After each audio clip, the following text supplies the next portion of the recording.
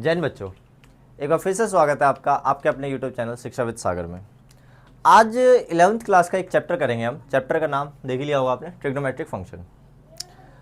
इस चैप्टर में बच्चों को पता नहीं बड़ी दिक्कत आती है।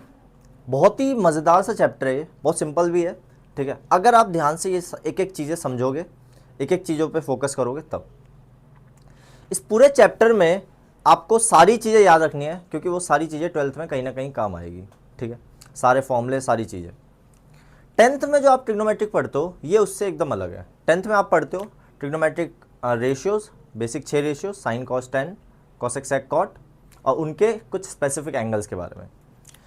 अब जो हम पढ़ेंगे, हम पढ़ रहे हैं ट्रिग्नोमेट्रिक फंक्शन। ये उससे थोड़ा सा एक लेवल, 2 लेवल ऊपर है, ठीक है। तो यहाँ पे जो शुरुआत होती है, देखो ट्रिग्नो का मतलब तो पता होगा आपको। ट्रिग्नो का मतलब होता है ट्राइंगल। ट्रिग्नो का मतलब क्या होता है? ट्राइंगल। अब मैट्रिक का मतलब होता है बच्चों मेजर। मैट्रिक का मतलब क्या होता है? मेजर। तो ट्रिग्नोमेट्रिक का मतलब क्या हो गया? Science of measuring of triangle, ठीक है। तो ट्राइंगल के बारे में ही पढ़ना ट्रिग्नोमेट्रिक कहलाता है, ठीक है। अब उस पर नहीं जाते, इस चैप्टर में हम शुरुआत करते हैं। जो बेसिक स्टार्टिंग है वो स्टार्टिंग होती है एंगल से, कि एंगल किसे कहते हैं, किसे शुरुआत होती है? एंगल से। अब एंगल क्या होता है? अगर आपको बच्चों एंगल समझना है तो एक बेसिक चीज समझनी है। समझो क्या, मान लो एक रे है। ये क्या है बच्चों? एक रे है। इसे मैंने बोल दिया रे, ठीक है। ये रे यहां पे स्टार्टिंग पे मान लेते हैं। इसे हम कहते हैं इनिशियल साइड। क्या कहते हैं बच्चों? इनिशियल साइड, ठीक है। अब इस रे को मैंने घुमाया। क्या करा? घुमाया, रोटेट करा, ठीक है। ये रे है, इसको मैंने रोटेट करा। कैसे रोटेट करा? इसको मैंने इस तरीके से इस साइड रोटेट करा। रोटेट करके इसको मैं ले आया यहां पे। पहले ये एक रे थी, ओ ए। अब इस रे को मैंने रोटेट करा। कैसे रोटेट करा? ऐसे रोटेट करा। इस रोटेशन को हम कहते हैं एंटी क्लॉकवाइज। एंटी क्लॉकवाइज मतलब, क्लॉकवाइज पता है क्या होता है? जब घड़ी जो घूमती है, घड़ी यूं करके घूमती है, यूं, ठीक है। तो अब एंटी क्लॉकवाइज क्या हो गया? उल्टा, उसका घड़ी के उल्टे, अपोजिट डायरेक्शन में। तो एंटी क्लॉकवाइज। जब मैंने इस इनिशियल साइड को यानी इस रे को एंटी क्लॉकवाइज घुमाया तो ये यहां पे आ गई। इसे बोल दिया बी, ठीक है। जहां पे आ गई इसे हम कहते हैं फाइनल साइड, या फिर क्या कह सकते हो? Terminal side. जहां पे आके वो रुक गई, जहां पे आके क्या हो गई? वो रुक गई। जहां से स्टार्ट हुई उसे इनिशियल साइड, रोटेट करा एंटी क्लॉकवाइज, जहां पे रुकी वो फाइनल साइड या टर्मिनल साइड बन गई। फाइनल ना लिख के टर्मिनल लिखोगे वो भी सही है, ठीक है। अब समझो, जब ये एंटी क्लॉकवाइज मूव करा इसने, तो ये जो बीच में जो ये बना ना बच्चों, इसी को हम कहते हैं बच्चों एंगल। इसी को हम क्या कहते हैं? एंगल। एंगल क्या होता है? कि एक रे है, एक रे को हमने एंटी क्लॉकवाइज घुमाया, एंटी क्लॉकवाइज रोटेट करा। तो जब रोटेट करा तो बीच में जो एंगल बना, जहां वो रुका उसके बीच में जो एंगल बना, उसी को, उसमें के बीच में जो बना उसी को हम एंगल कहते हैं, ठीक है।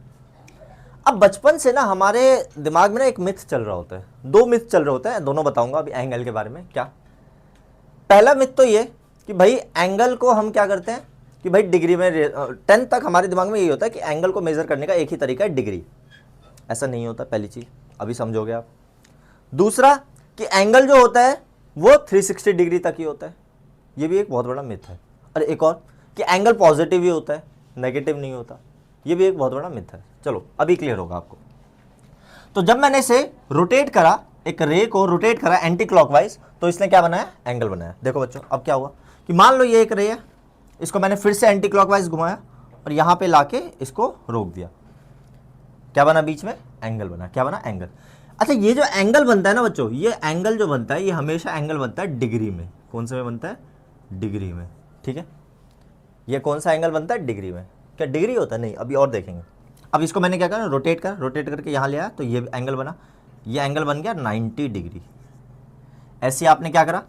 इसको रोटेट करा, रोटेट करके यहाँ ले आए, ठीक है। अब ये जो एंगल बना बच्चों, ये बना इनिशियल लाइन, ये बना टर्मिनल लाइन।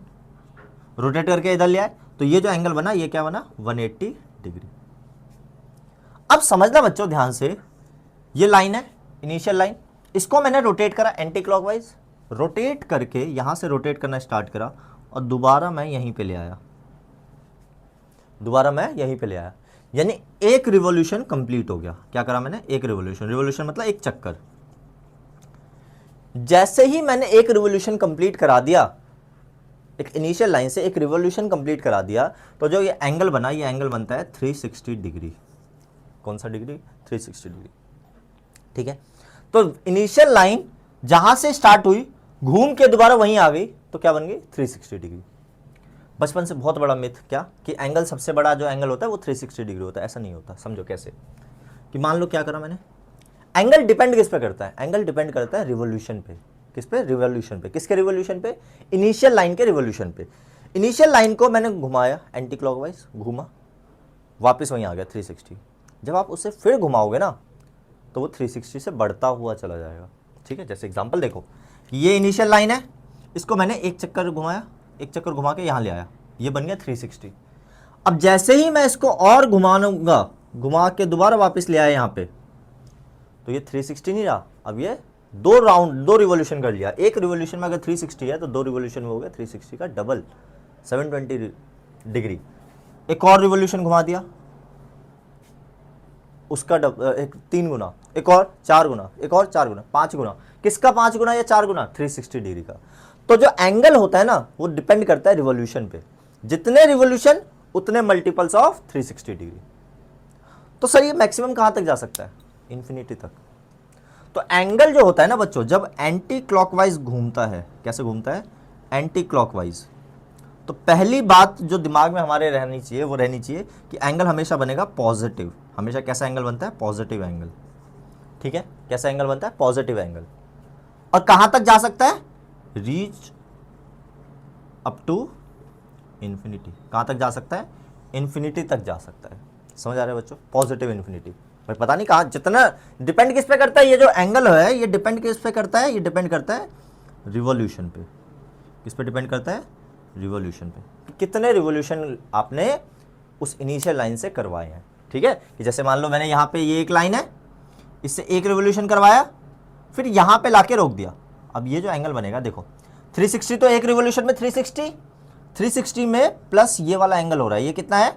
मान लो 90 है। तो 360 पहले से था एक रिवॉल्यूशन में और 90 और घूम गया, तो ये जो पूरा एंगल बना ना, ये बना 450 डिग्री। ये कितना बन गया? 450 डिग्री। समझ आ रहा है? ऐसी और आप ले आओ, यहाँ ले आओ, यहाँ लाओगे तो क्या होगा? 360 पहले से था, 180 और प्लस हो गया, तो कितना बन गया? 540 डिग्री। समझ आ रहा है बच्चों? ऐसे ही एंगल जो है वो डिपेंड किस पे करता है? रिवॉल्यूशन पे करता है। कब? जब इनिशियल लाइन को आप क्या करते हो? रोटेट करते हो। इनिशियल लाइन को रोटेट करते हो। कैसे? Anti clockwise. कैसा एंगल बनेगा? Positive angle. अब समझो, अब इसी इनिशियल लाइन को मैंने क्या करा? इसी इनिशियल लाइन को मैंने क्या करा? रोटेट करा। कैसे रोटेट करा? इस बार एंटी क्लॉकवाइज नहीं करा, इस बार मैंने कर दिया क्लॉकवाइज। ठीक है, मान लो एक इनिशियल लाइन है, इनिशियल साइड कह दो, इसको मैंने रोटेट करना स्टार्ट किया ऐसे एंटी क्लॉकवाइज, और क्लॉकवाइज रोटेट करके यहां ले आया, क्लॉकवाइज रोटेट करके यहां ले आया। ये कैसा रोटेशन है? क्लॉकवाइज रोटेशन है।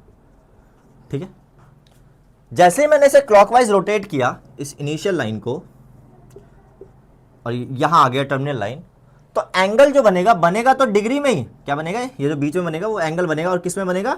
डिग्री में। बट जो एंगल का जो मेजरमेंट होगा ना वो हमेशा नेगेटिव होगा बच्चों। क्या होगा? नेगेटिव। कौन सा एंगल बनेगा? नेगेटिव एंगल बनेगा।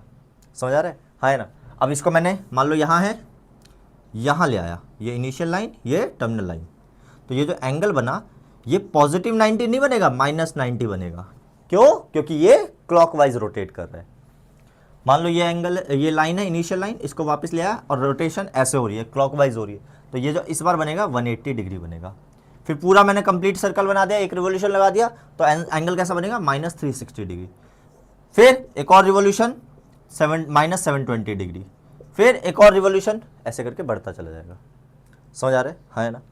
तो एंगल जो है बच्चों वो पॉजिटिव भी हो सकता है, नेगेटिव भी हो सकता है। ऐसे सर ये नेगेटिव इन्फिनिटी तक जाएगा? बिल्कुल नेगेटिव इन्फिनिटी तक जाएगा। कैसे? देखो कि एंगल जो होते हैं दो तरीके के होते हैं। कौन कौन से? पॉजिटिव और नेगेटिव। पॉजिटिव कब होगा? जब इनिशियल लाइन जो है वो एंटी क्लॉकवाइज रोटेट करेगी, एंटी क्लॉकवाइज रोटेट करेगी। और जब नेगेटिव कब होगा? जब जो इनिशियल लाइन है वो क्लॉकवाइज रोटेट करेगी। कैसे रोटेट करेगी? क्लॉकवाइज रोटेट करेगी। समझ आ रहा है? तो angle depends on the rotation, कि अगर एंटी क्लॉकवाइज तो पॉजिटिव एंगल, क्लॉकवाइज तो नेगेटिव एंगल, ठीक है। और एंगल कैसा बनेगा हमेशा, एंगल जो बनेगा वो हमेशा बनेगा डिग्री में, क्या कहेंगे, डिग्री में। डिग्री मेजरमेंट को हम एक और चीज कहते हैं बच्चों, क्या कहते हैं, सेक्साजेसिमल, सेक्साजेसिमल, ठीक है। 3 तरीके से हम मेजर कर सकते हैं एंगल को, एंगल को हम मेजर कर सकते हैं 3 तरीके से। तो ये डिग्री वाला समझ आ गया बच्चों अच्छे से। डिग्री कब होगा, जब angle clockwise anti clockwise rotate करेगा। तो जो एंगल होता है ना बच्चों, एंगल मान लेते हैं थीटा है, ये माइनस इन्फिनिटी से इन्फिनिटी तक के बीच में लाई करता है, माइनस इन्फिनिटी से इन्फिनिटी के बीच में लाई करता है। ये माइनस इन्फिनिटी तक भी जा सकता है, इन्फिनिटी तक भी जा सकता है। Angle can reach up to negative infinity to infinity, got my point, ठीक है। अब ये तो समझ गया इनिशियल लाइन और टर्मिनल लाइन से हमारा डिग्री में एंगल बनता है। एंगल को मेजर करने के 2 तरीके और हैं। तो एंगल जो होता है बच्चों 3 तरीके से मेजर होता है। एक डिग्री, जिसे हम सेक्साजेसिमल भी कहते हैं, एक होता है ग्रेड, और ग्रेड के बाद एक लास्ट आता है रेडियन, ठीक है। ये हमारे सिलेबस में नहीं है, ये नहीं पढ़ना हमें। रेडियन जो है ना बच्चों, ये एसआई यूनिट होती है। क्या होती है, एसआई यूनिट होती है। किस चीज़ की बच्चों, एंगल की। एंगल की जो एसआई यूनिट होती है वो रेडियन होती है, समझ आ रहा है। तो बचपन से क्या सीखते हैं कि भाई एंगल सिर्फ डिग्री में होता है, नहीं, ऐसा नहीं है।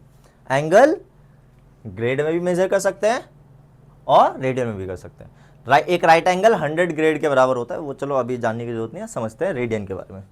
अब रेडियन कौन सी वाला है, बहुत अच्छा, सबसे इंपॉर्टेंट चीज है ये, ठीक है। रेडियन जो है देखो, अगर डिग्री में ही हम मेजर कर रहे थे तो रेडियन वगैरह को क्यों लाया गया, रेडियन को लाया गया ताकि इजी कर सके हम, ठीक है, एंगल को समझना इजी कर सके। अब देखो रेडियन क्या होता है समझते हैं। मान लो एक सर्कल है बच्चों, मान लो एक सर्कल है, मान लेते हैं एक सर्कल है।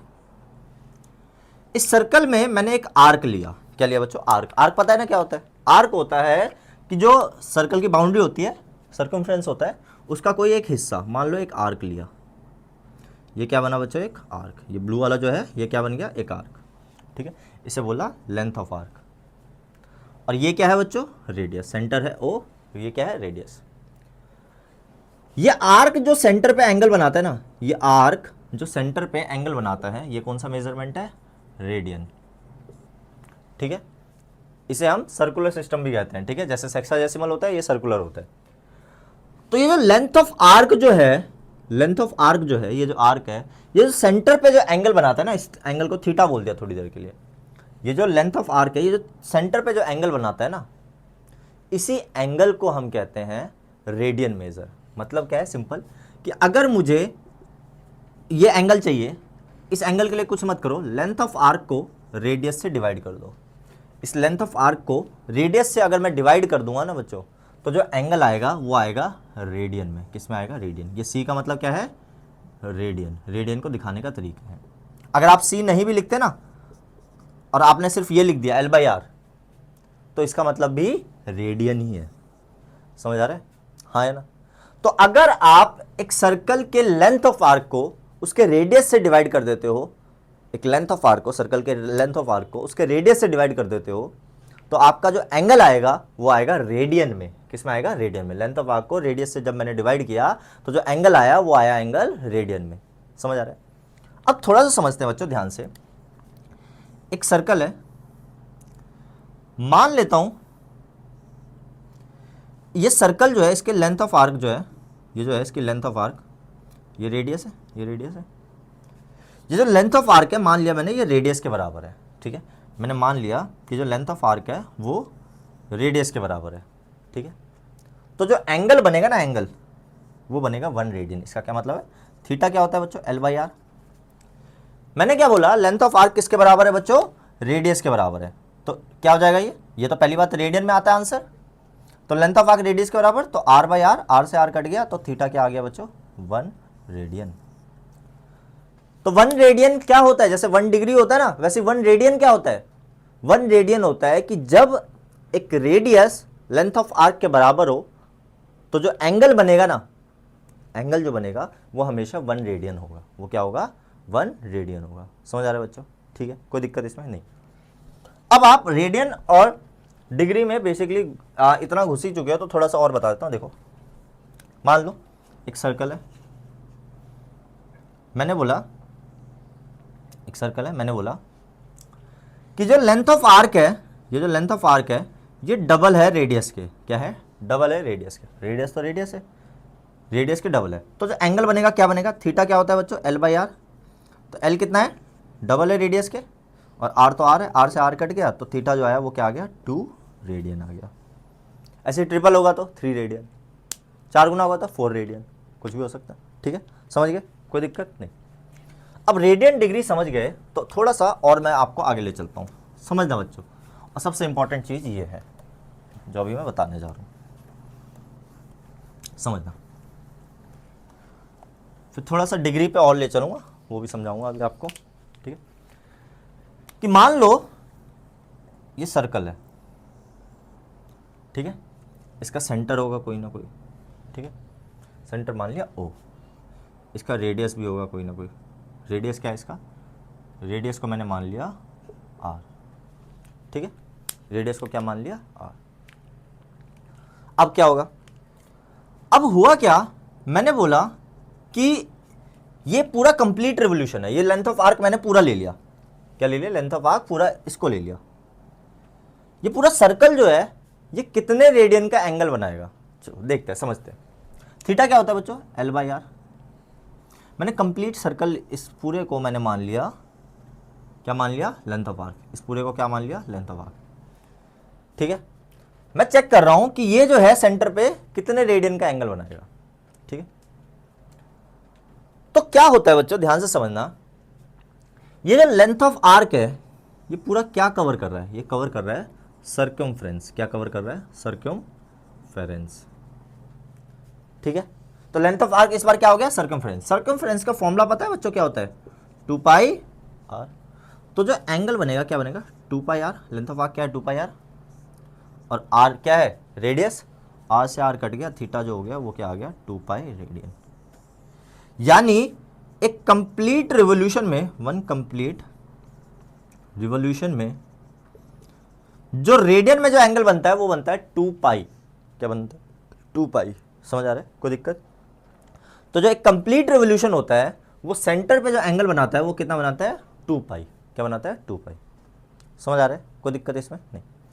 अब थोड़ा सा, जब ये आप समझ गए कंप्लीट रिवोल्यूशन 2π बनाता है, तो थोड़ा सा डिग्री पे वापस चलते हैं और थोड़ा सा इनमें रिलेशन भी अभी बताऊंगा मैं आपको। समझते हैं बच्चों, ध्यान से समझते हैं। मतलब एक कंप्लीट रिवोल्यूशन में रेडियन में जो एंगल बनता है वो कितना बनता है? 2π। और एक कंप्लीट रिवोल्यूशन में डिग्री में जो एंगल बनता है वो कितना बनता है? 360 डिग्री। चलो डिग्री देखते हैं। ठीक है, थोड़ा सा वो स्किप हो गया था, कोई नहीं, अभी देख लेते हैं। मान लो एक कंप्लीट रिवोल्यूशन हुआ, एक कंप्लीट रिवोल्यूशन हुआ, तो जो सेंटर पे जो एंगल बना वो कितना बना? 360 डिग्री।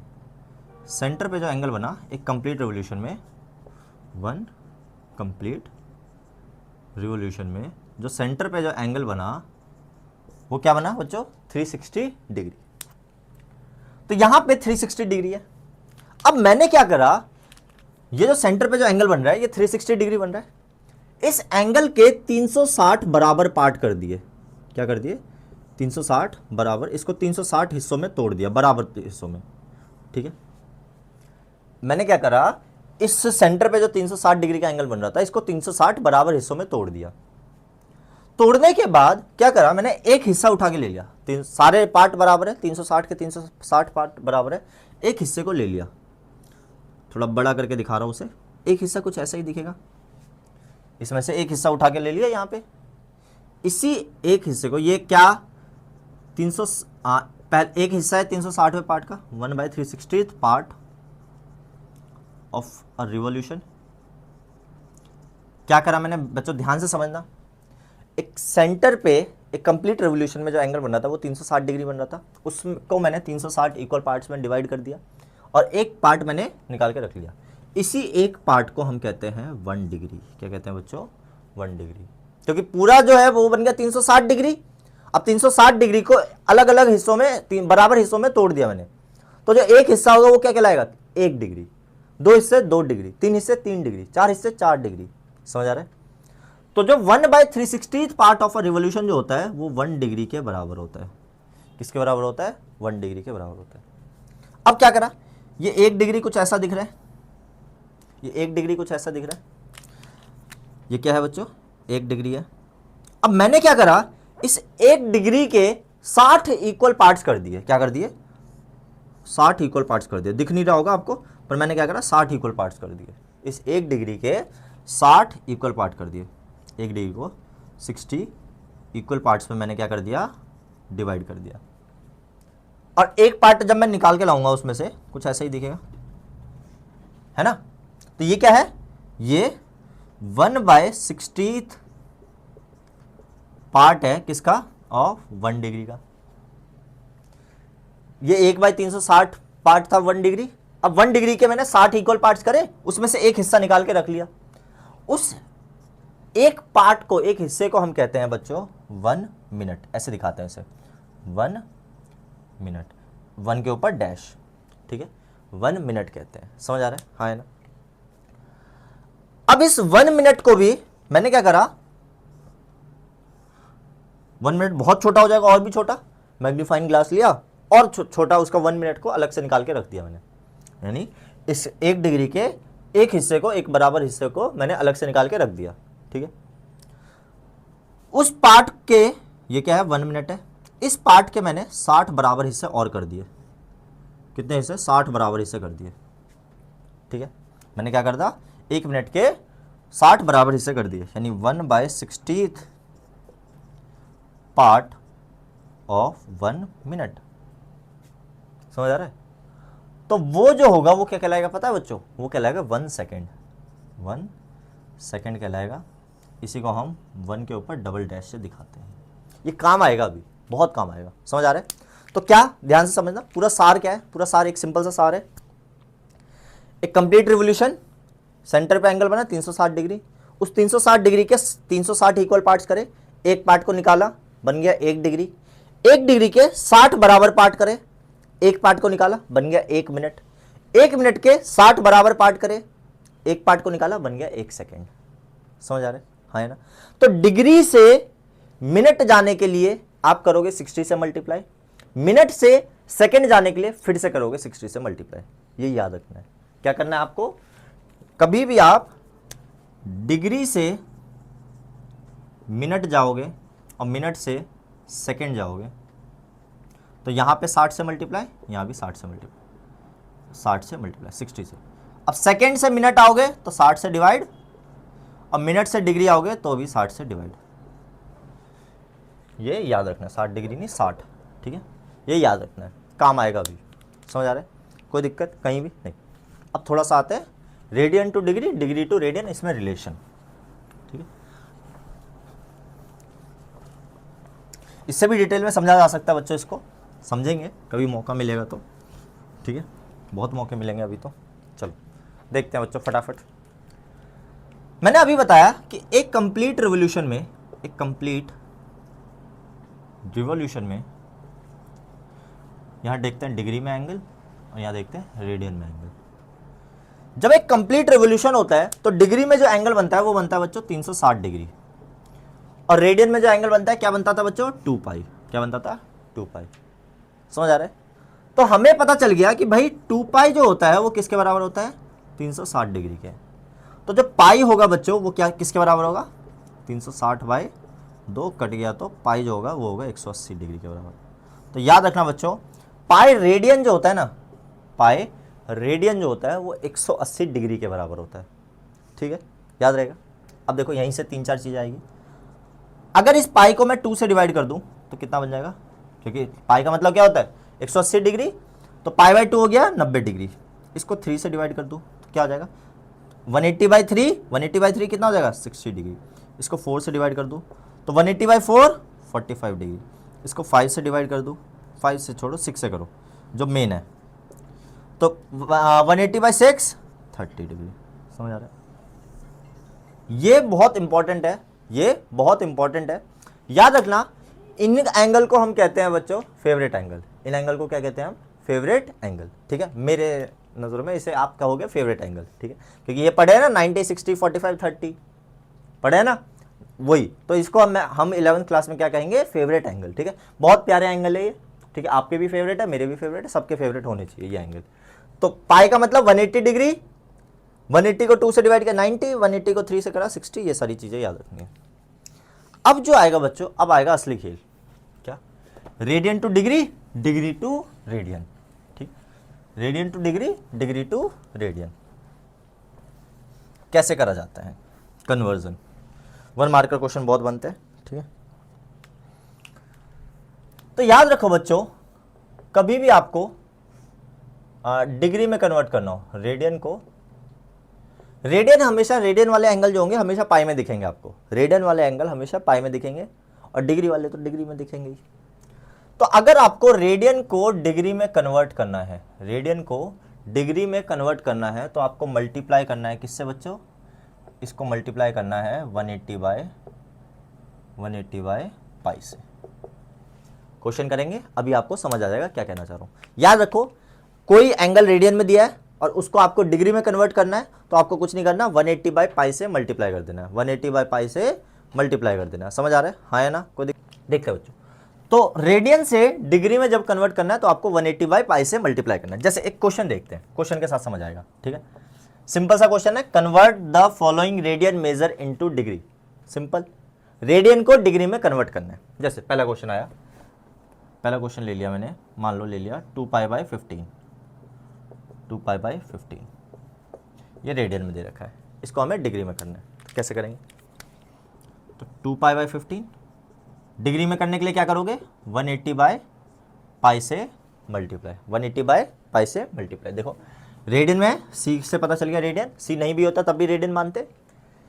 तो 2 पाई बाय 15 को एज इट इज लिखा, इसको अब हम डिग्री में कन्वर्ट कर रहे हैं। तो देखो डिग्री में कन्वर्ट करने के लिए 180 बाय पाई से मल्टीप्लाई, तो पाई से पाई कैंसिल आउट, 15 से काटो, 15 इंटू 12, तो ये 12 दूनी 24 डिग्री। बस इतना ही सिंपल है, बस इतना ही सिंपल है, समझ आ गया। और क्वेश्चन देखो, जैसे पाई बाय 8 आ गया, क्या आ गया, पाई बाय 8।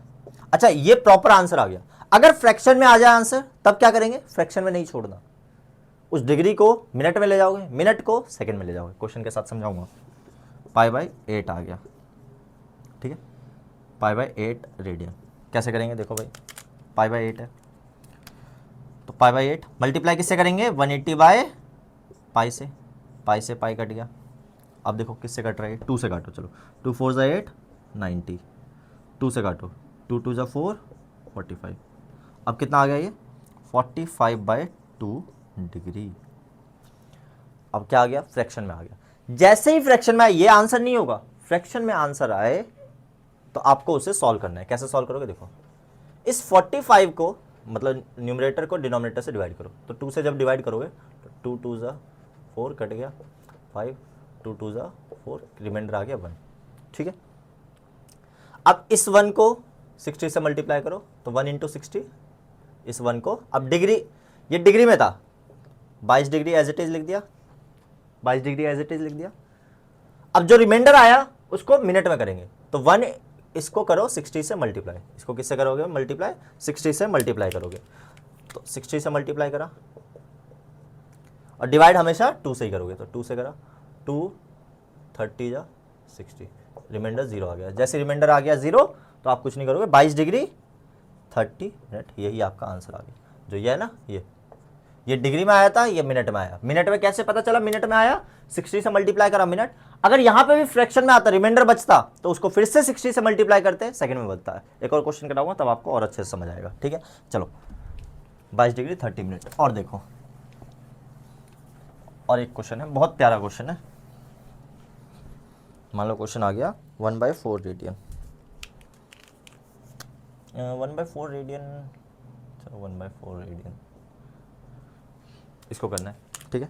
तो 1/4 radian, 1/4 as it is, radian के लिए 180 बाय पाई।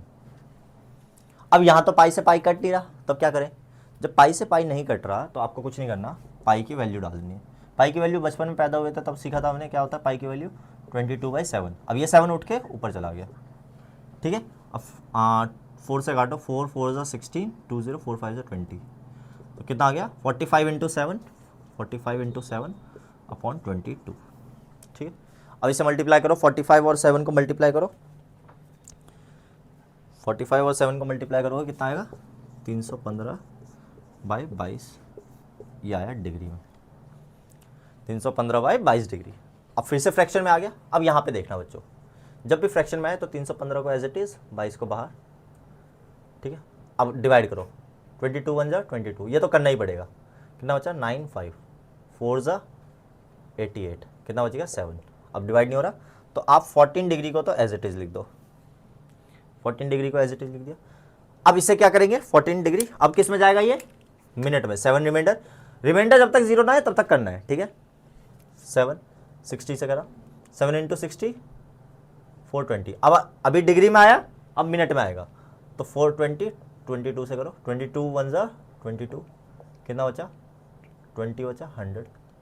अब 200 आता है 22 के टेबल में, नहीं आता, तो कितना आता है इसका 220, 198 करीब आएगा 9 पे 198, 2 बचा।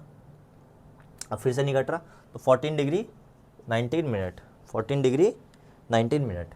अब इस 2 को किस में करेंगे, मिनट में। अब सेकंड में, सेकंड के लिए भी फिर से 60 से डिवाइड, मल्टीप्लाई सॉरी, तो 2 इंटू 60 120, 22 को जब 120 से करेंगे तो क्या आएगा, 22 5 जा 110, फिर 10 आ गया, फिर डिवाइड नहीं हो रहा।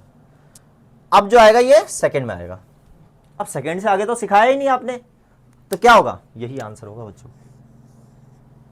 लास्ट में रिमाइंडर बच जाए कोई दिक्कत नहीं, सेकंड से आगे नहीं जाना हमें, ठीक है, लेकिन सेकंड तक तो जाना है। अगर सॉल्व नहीं हो रहा, रिमाइंडर यहीं 0 आ जाता ना हमारा, तो हमारा यही आंसर हो जाता 14 डिग्री 19 मिनट।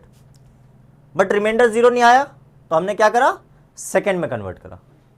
यहां 0 आ जाता तो वही आंसर होता, 0 नहीं भी आया तब भी जो पहला फ्रैक्शन आ गया वही आपका, मतलब पहला क्वेश्चन आ गया वही आपका क्या हो गया, आंसर हो गया। समझ आ रहा है। एक क्वेश्चन और करते हैं, उसके बाद आपको समझ आ जाएगा। जैसे चलो 1 रेडियन की डिग्री में वैल्यू देखते हैं कितनी होती है, 1 रेडियन की डिग्री में वैल्यू देखते हैं कितनी होती है, ठीक है। 1 रेडियन, 1 रेडियन, ठीक है। 1 रेडियन को डिग्री में करेंगे, डिग्री में करने के लिए क्या करोगे, 1 इंटू 180/π, ठीक है, 180/π। अब 1 इंटू 180 तो 180 रहेगा, पाई की वैल्यू 22/7, वो 7 उठ के ऊपर चला गया, काटो, ये कितना आएगा 90, ये कितना आएगा 11, 90 इंटू 7 630/11। अब यहाँ डिवाइड करते हैं, ये डिग्री में आया आंसर। तो 630 को 11 से डिवाइड, ठीक है, तो 11 5 जा 55, कितना बचा 80, 11 7 जा 77, कितना बचा 3, डिवाइड नहीं हो रहा तो 57 डिग्री तो आ गया।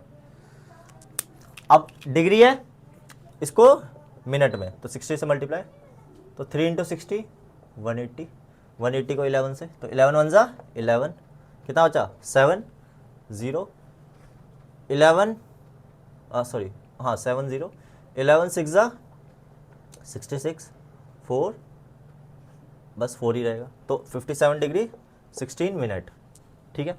अब फिर से 60 से मल्टीप्लाई, सेकंड बनाने के लिए, रिमाइंडर 0 नहीं आ रहा तो 240, 11 से करो, 11 2 जा 22, 2 0 है ना, 11 1 जा 11, 9 रिमाइंडर आ गया, कोई फर्क नहीं पड़ता। तो 57 degree 16 minute 21 second, 57 degree 16 minute और 21 सेकेंड। आप इसे अप्रॉक्स करके 22 भी लिख सकते हो, कोई दिक्कत नहीं होती।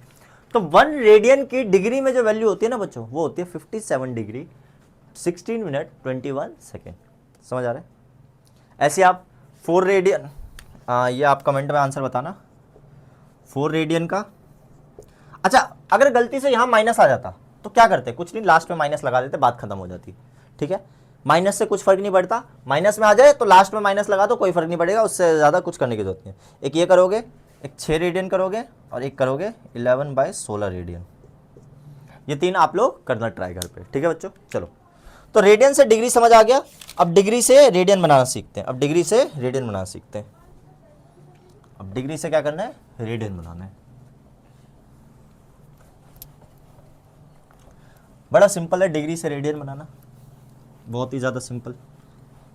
चलो देखते हैं। अगर हमें डिग्री से रेडियन बनाना है। जैसे अब हमें क्या करना है, डिग्री में एंगल गिवन होगा और उसे हमें रेडियन में कन्वर्ट करना है। डिग्री में एंगल गिवन होगा, उसे हमें रेडियन में कन्वर्ट करना है। तो रेडियन में कन्वर्ट करने के लिए आप क्या करोगे, वहां पे 180 बाई पाई से कर रहे थे, यहां पे पाई बाई 180 से करोगे और आंसर जो आएगा हमेशा रेडियन में आएगा। उसमें जो आ रहा था डिग्री में आ रहा था, इधर किससे मल्टीप्लाई करोगे, पाई बाई 180 से करोगे। जैसे एग्जांपल के लिए क्वेश्चन लिया मैंने 340 डिग्री, क्या लिया 340 डिग्री, इसको करना है रेडियन में, डिग्री में है, रेडियन में करने के लिए 340 डिग्री इंटू पाई बाई 180।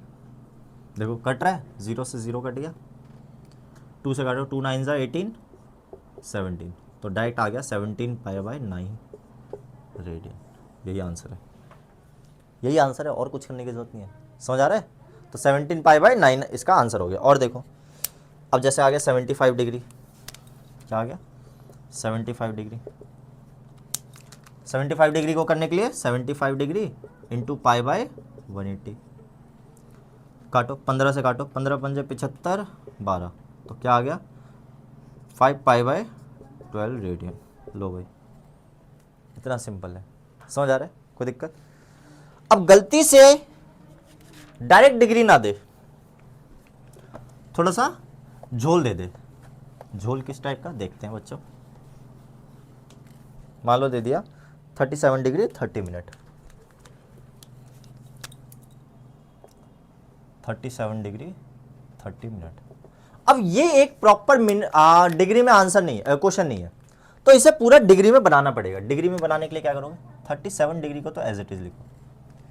अब देखो बच्चों, डिग्री को जब हम मिनट में कर रहे थे तो 60 से मल्टीप्लाई, अब मिनट को हम डिग्री में करेंगे तो 60 से डिवाइड। तो ये 30 मिनट है ना, इसको 60 से डिवाइड करो, तो अब ये बन जाएगा डिग्री। पहले मिनट था, 60 से डिवाइड करते ही बन गया डिग्री। 0 से 0 कटा, 3 1 जा 3, 3 2 जा 6, कितना आ गया 37 डिग्री। यहाँ इसको प्लस मान के चलो तो 1/2 डिग्री। सॉल्व करूँगा तो 37, ये एलसीएम लोगे 74 + 1, डायरेक्ट लिख दो 75/2 डिग्री, 75/2 डिग्री। अब डिग्री बन चुका है। रेडियन में करने के लिए किससे मल्टीप्लाई, पाई बाय 180। 5 से काटो, 15 से काटो, 15 पंजे 75 12, कितना आ गया 5 पाई बाय 12, 12 दूनी 24, 2 × 12 24 रेडियन। समझ आ रहा है बच्चों? कोई दिक्कत इसमें? तो एक और करा देता हूँ, 5 डिग्री 37 मिनट और 20 सेकेंड वाला, या 30 सेकेंड वाला ही।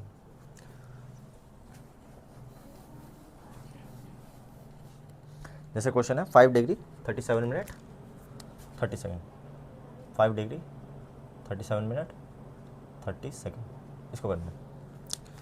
अब पहले ये मिनट, सेकेंड जो है मिनट में जाएगा, फिर ये मिनट डिग्री में जाएगा। तो देखो 5 डिग्री को एज इट इज लिखो, 37 मिनट को एज इट इज लिखो।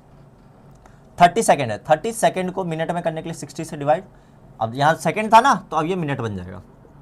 तो 5 डिग्री 37 मिनट प्लस है ना, ये 30/60 1/2 ही हो गया और मिनट है, तो ये एलसीएम लोगे तो 5 डिग्री 2 × 37 74 + 1 75/2 मिनट। अब इस मिनट को डिग्री में करना है तो 5 डिग्री 75/2 60 से फिर से डिवाइड। अब ये क्या बन गया, डिग्री में बन गया। समझ आ रहा है? 15 से काटो, 15 पंजे 75, 15 चौक 60, कितना हो गया 5 डिग्री मल्टीप्लाई नहीं है सॉरी, प्लस 5/8 डिग्री। तो कर दो 8 पंजे 40, 8 पंजे 40, 40 5 45/8 डिग्री। इसको पाई बाय 180 से मल्टीप्लाई करके अब आप आंसर कर सकते हो इसका। समझ आ रहा है बच्चों? यही है बच्चों डिग्री से रेडियन का खेल, रेडियन से डिग्री का खेल, इसके अलावा कुछ नहीं है। और आप ऐसे क्वेश्चन बड़े प्यार से कर सकते हो। तो ये जो है बच्चों radian to degree, degree to radian, ये हो गया। अच्छा, इसके कुछ वर्ड प्रॉब्लम्स है, वो मैं चैप्टर के लास्ट में लाऊंगा, ठीक है? जब सारी चीज़ें करा दूंगा तो वर्ड प्रॉब्लम्स एक साथ ले आऊंगा, degree to radian, radian to degree. अभी नहीं करते। अभी हम आते हैं बच्चों इस चैप्टर के सबसे इंपॉर्टेंट चीज़, उसे हम कहते हैं बच्चों, क्या कहते हैं, क्वाड्रेंट फॉर्मूला। क्या कहते हैं, क्वाड्रेंट फॉर्मूला। ये 11th में तो काम आएगी, 12th में भी काम आएगी, हर जगह काम आएगी। अब क्या है ये क्वाड्रेंट फॉर्मूला, ठीक है? क्या है ये क्वाड्रेंट फॉर्मूला? इस क्वाड्रेंट फॉर्मूला को जानने के लिए कुछ चीज़ें समझते हैं बच्चों। उससे पहले एक आधी चीज़ें और समझो, समझना।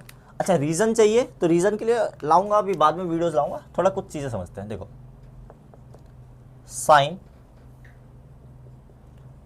कॉसेक, टेन,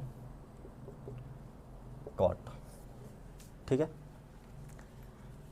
अगर आपको इनके अंदर एंगल नेगेटिव दिख जाए, कैसा दिख जाए, इनका जो एंगल है वो कैसा दिख जाए, नेगेटिव दिख जाए, इनका जो एंगल है कैसा दिख जाए, नेगेटिव एंगल दिख जाए, तो ये चारों एंगल जो है ना, ये नेगेटिव को बाहर फेंक देते हैं। ये चारों एंगल जो है नेगेटिव को क्या करते हैं, बाहर फेंक देते हैं।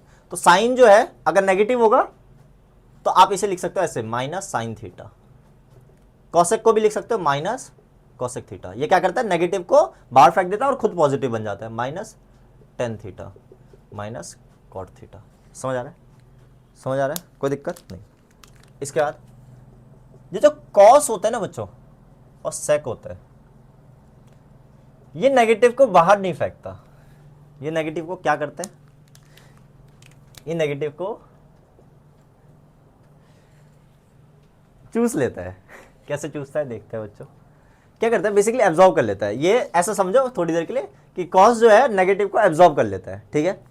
तो क्या करेगा, माइनस जो है ये हटा देगा इसको और खुद बन जाएगा पॉजिटिव। सेक भी जो है माइनस हटा देगा, क्या बन जाएगा, पॉजिटिव बन जाएगा, ठीक है। ये चारों एंगल नेगेटिव को बाहर फेंक देते हैं और ये दोनों एंगल क्या करते हैं, नेगेटिव को एब्जॉर्ब कर लेते हैं, चूस लेते हैं, ठीक है, याद रहेगा। तो कॉस माइनस थीटा क्या बन जाएगा, प्लस का cos theta, sec minus theta क्या बन जाएगा, सेक प्लस का सेक थीटा।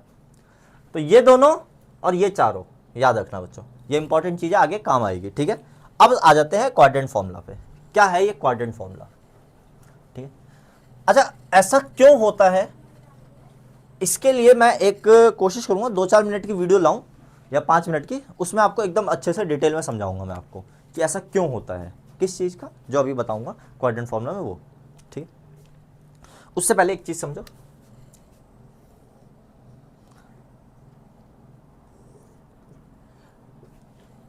ये एक प्लेन है, यहाँ पे 4 क्वाड्रेंट है। इसे फर्स्ट क्वाड्रेंट कहते हैं, second quadrant, third quadrant, fourth quadrant, ठीक है। यहाँ पे हर क्वाड्रेंट पे ना कुछ एंगल बनते हैं। हर क्वाड्रेंट मतलब हर क्वाड्रेंट नहीं, मतलब हर एक्सिस पे कुछ एंगल बनते हैं। पहली बात, इसे कौन सा एक्सिस कहते हैं, इसे हम कहते हैं वर्टिकल एक्सिस। इसे हम कौन सा एक्सिस कहते हैं, हॉरिजॉन्टल एक्सिस। हॉरिजॉन्टल एक्सिस, ठीक है। मेन हमें रेडियन में समझना है तो रेडियन में समझते हैं। देखो, हॉरिजॉन्टल एक्सिस में क्या है, हमें पता है कि जो एंगल होता है ना, एंगल वो रोटेशन पे डिपेंड करता है, रोटेशन पे डिपेंड करता है। जितना रोटेट होगा उतना बड़ा एंगल बनता जाएगा, जितना रोटेट होगा उतना बड़ा एंगल होता जाएगा, ठीक है। अब देखो, सबसे पहले एक्स एक्सिस पे देखते हैं।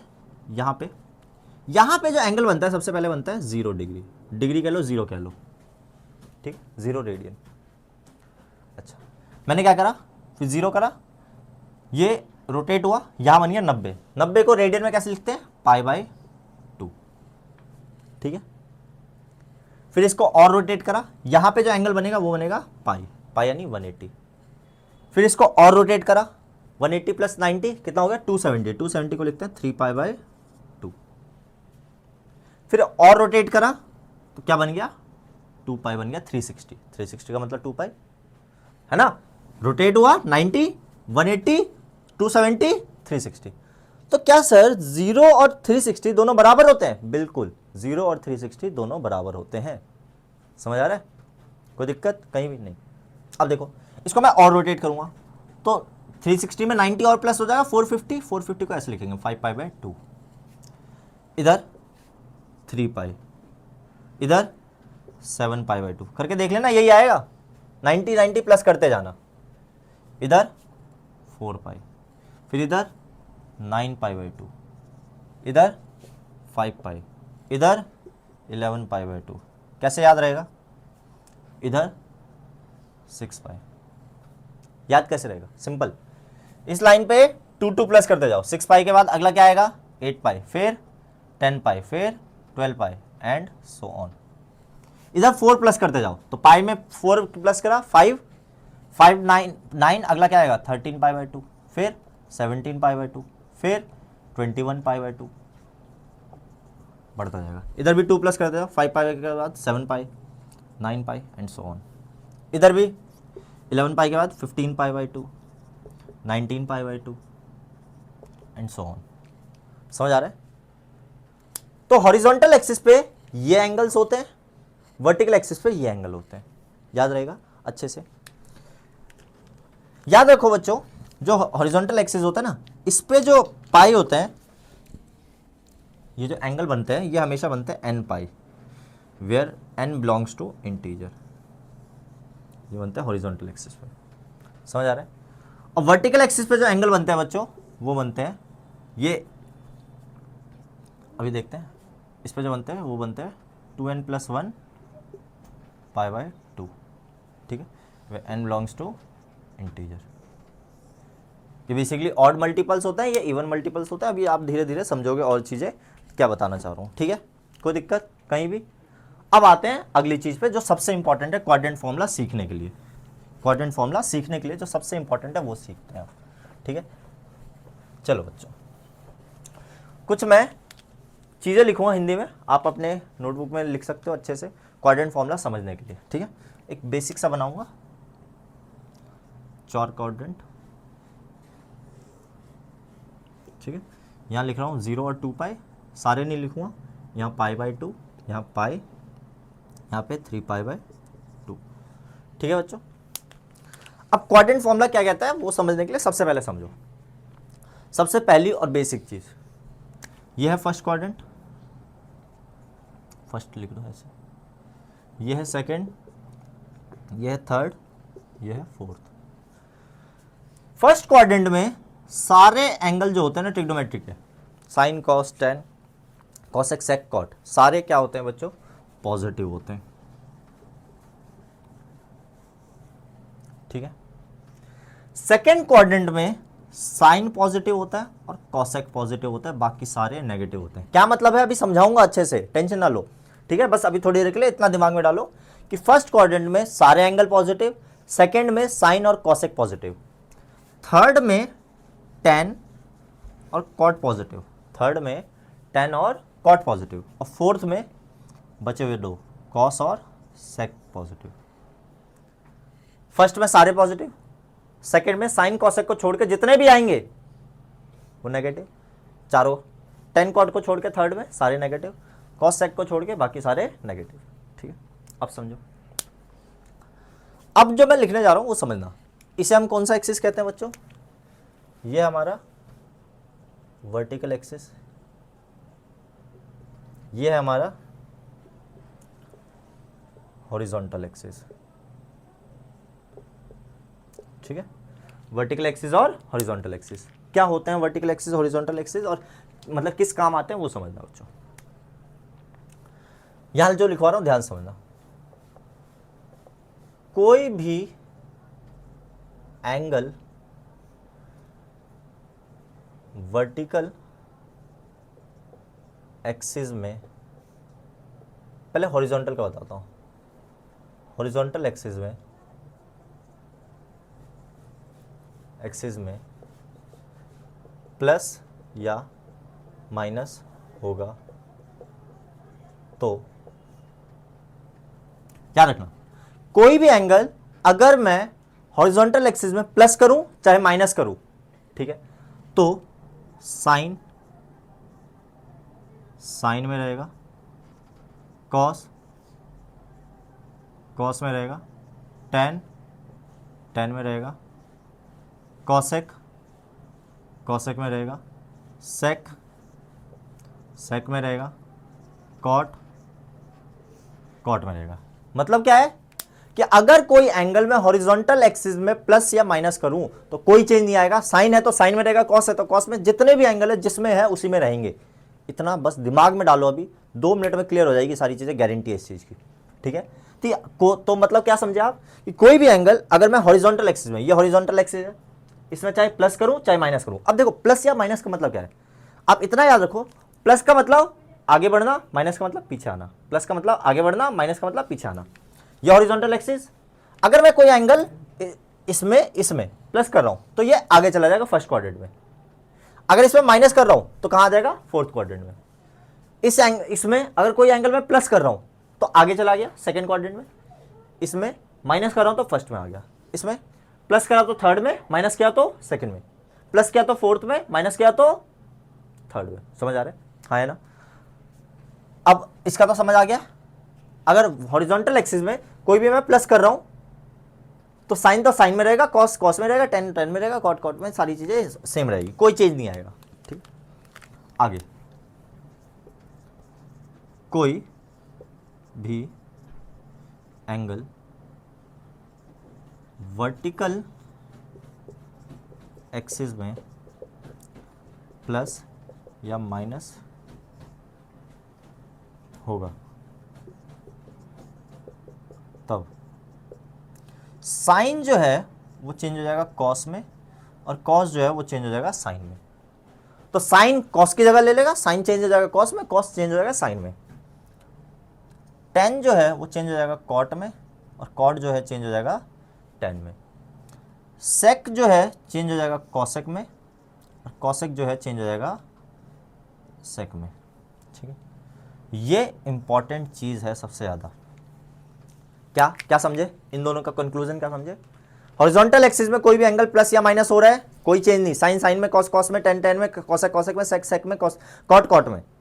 लेकिन अगर कोई एंगल वर्टिकल एक्सिस में प्लस या माइनस हो रहा है तो साइन जो होगा कॉस में चेंज, कॉस जो होगा साइन में चेंज।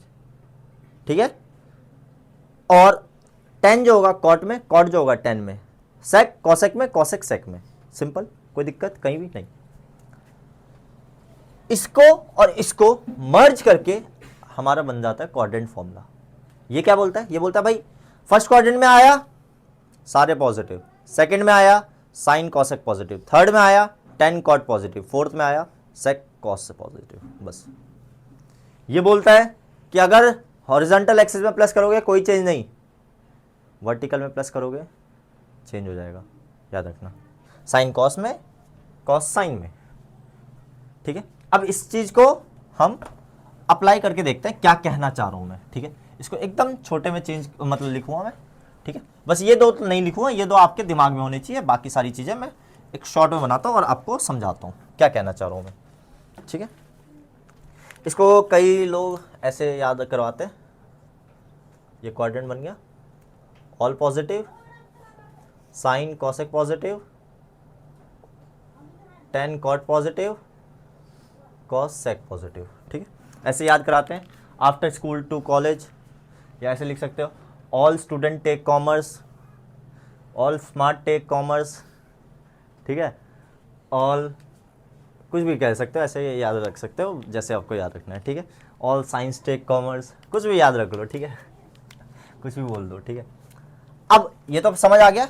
अब समझते हैं असली खेल। ठीक है, यहाँ पता है हमें क्या आता है, यहाँ आता है 0 और 2 पाई, यहाँ आता है π/2, यहाँ आता है पाई, यहाँ आता है 3π/2।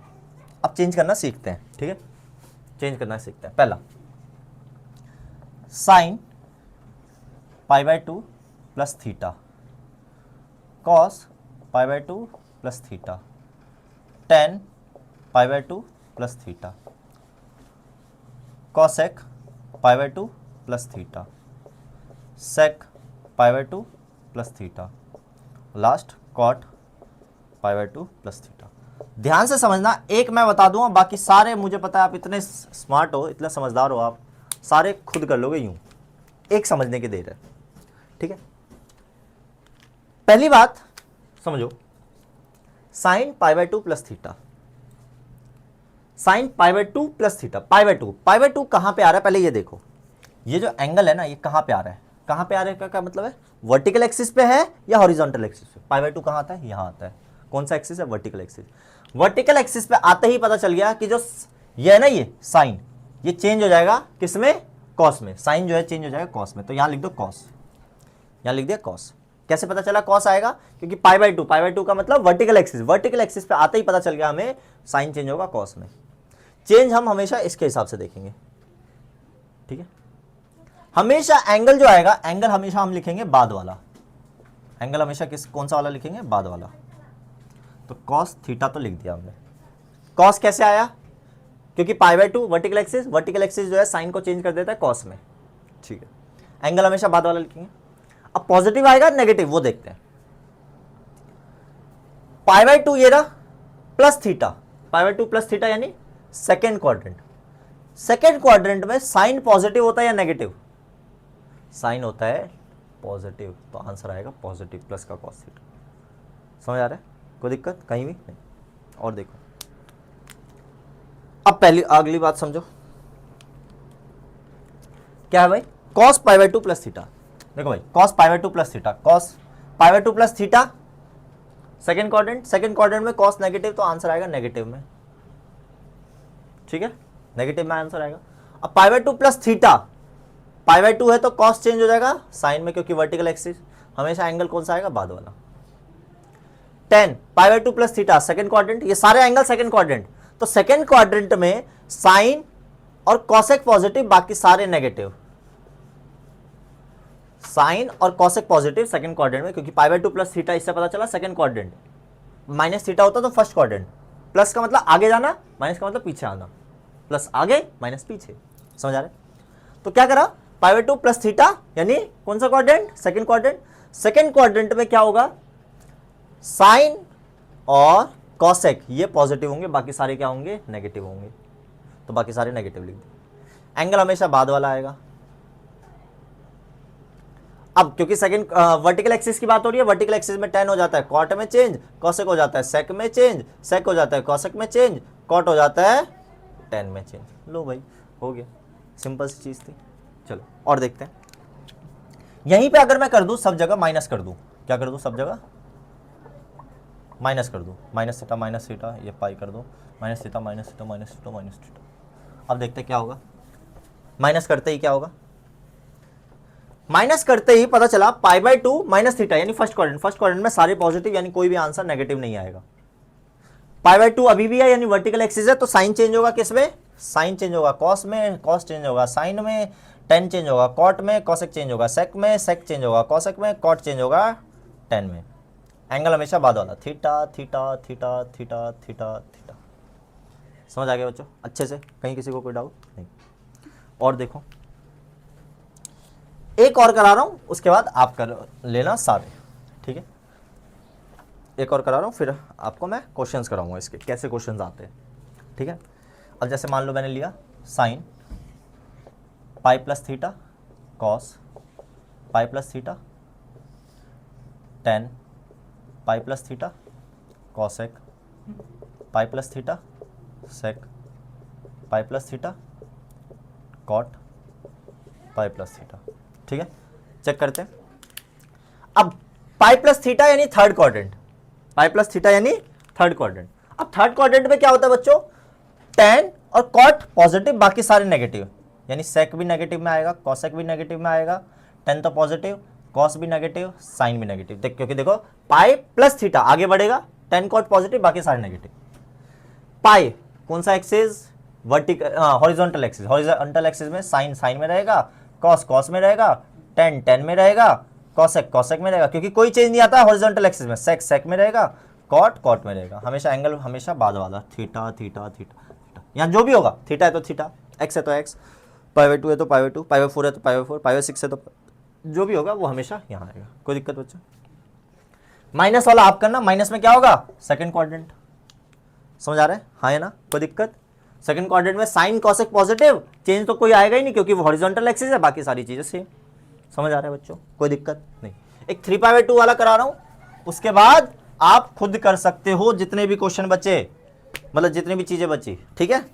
देखो हाँ कराता हूं, साइन 3π/2 प्लस थीटा का कराऊं, माइनस थीटा का कराता हूं। चलो cos 3π/2 minus theta, tan 3π/2 minus theta, cosec 3π/2 minus theta, sec 3π/2 minus theta, last cot 3π/2 minus theta. पहले चेक कर लो 3π/2 माइनस थीटा कौन से क्वाड्रेंट की बात, 3π/2 minus theta third quadrant. Third quadrant में एक तो कॉट पॉजिटिव रहेगा और एक टेन पॉजिटिव रहेगा, बाकी सारे क्या रहेंगे, नेगेटिव नेगेटिव नेगेटिव नेगेटिव। ठीक है, 3π/2 वर्टिकल एक्सिस, वर्टिकल एक्सिस का मतलब क्या हो गया, चेंज होगा। 3 मतलब साइन चेंज हो जाएगा कॉस में, कॉस चेंज हो जाएगा साइन में, टेन चेंज हो जाएगा कॉट में, कॉसेक चेंज हो जाएगा सेक में, सेक चेंज हो जाएगा कॉसेक में, और कॉट चेंज हो जाएगा टेन में। एंगल हमेशा बाद वाला, theta theta theta theta theta, positive वाला आप कर लेना। फिर 0 plus theta, 0 minus theta, 2π plus theta, 2π minus theta, ये सारे आप कर सकते हो। इसी को कहते हैं बच्चों क्वाड्रेंट फॉर्मूला। इसी को हम क्या कहते हैं, क्वाड्रेंट फॉर्मूला। समझ आ रहा है कि क्वाड्रेंट फॉर्मूला बताता है कि अगर हमारा कोई एंगल वर्टिकल एक्सिस या हॉरिजॉन्टल एक्सिस पे लाई कर रहा है तो उसमें अगर हम प्लस या माइनस करें तो कहाँ जाएगा वो। क्योंकि क्या होता है बच्चों कि जो एंगल्स होते हैं ना, एंगल्स, वो जो ट्रिग्नोमेट्रिक एंगल्स की जो वैल्यूज होती है, ट्रिग्नोमेट्रिक एंगल्स की जो वैल्यूज होती है वो 360 डिग्री के बाद रिपीट करनी स्टार्ट कर जाती है। 360 डिग्री के बाद रिपीट करनी स्टार्ट कर जाती है। इसलिए हम ये चलो आगे और देखेंगे, समझ आएगा तब आपको। ठीक है, चलो देखते हैं बच्चों और भी आगे। ठीक है, तो बच्चों ये था आपका क्वाड्रेंट फॉर्मूला। इसका 2π माइनस थीटा, 2π प्लस थीटा के आप करना आराम से, 0 प्लस थीटा, 0 माइनस थीटा के करना। कल एक और, आज ही अपलोड करूँगा अभी, कल एक और वीडियो लाऊंगा जिसमें इसके क्वेश्चंस होंगे बहुत सारे, और फिर मैं आपको 4 ऐसे फॉर्मूलेज बताऊंगा जिससे लगभग आपके ट्रिग्नोमेट्री के सारे फॉर्मूलेज डिराइव हो जाएंगे। सिर्फ 4 फॉर्मूले ऐसे हैं, 4 याद रखना, बाकी सारे आपके उन्हीं 4 फॉर्मूले से डिराइव हो जाएंगे, और उसी के क्वेश्चंस भी लाऊंगा। लगभग 2 से 3 पार्ट में इस पूरे लेक्चर को खत्म कर दूंगा मैं, पूरा जो चैप्टर है इसको खत्म कर दूंगा, और इस चैप्टर के बाद आपको ट्रिग्नोमेट्री में कहीं दिक्कत नहीं आएगी, इसकी गारंटी है मुझे, अगर आप अच्छे से देखते हो, अच्छे से समझते हो। ठीक है, तो तब तक आप इस वीडियो को देखिए, कल मैं एक और वीडियो अपलोड करूँगा, तब हम आगे देखेंगे। तब तक के लिए जय हिंद।